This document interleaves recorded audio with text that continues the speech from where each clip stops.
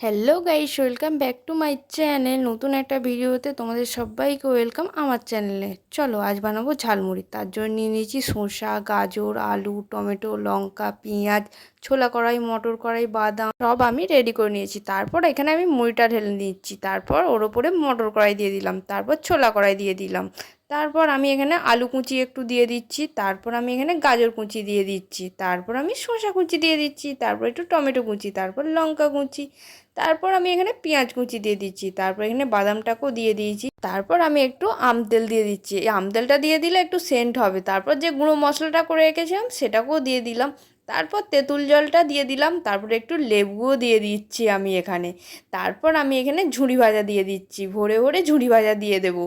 দিয়ে এবার সব মুড়িগুলোকে একসাথে মাখিয়ে নেব। আমি প্রতিদিন কলেজে যাই, কলেজে যে আসার সময় প্রতিদিন ঝালমুড়ি খেয়ে আসি। কাকুটাকে আমি জিজ্ঞাসা করলাম, কাকু তুমি এটা কী কী দিচ্ছ, তুমি আমায় বলো।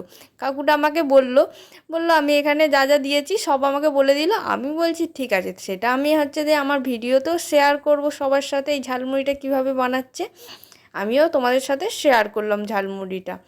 এখন যেন এডিট করার সময় দেখেই জিভে জল চলে আসছে। ঝালমুড়িটা খেতে কিন্তু হেভি হয়েছিল, তোমরাও বানিয়ে খেও এইভাবে। কাকুটা যেইভাবে প্যাকেটে করে দেয় সেটাও তোমাদের সাথে শেয়ার করলাম।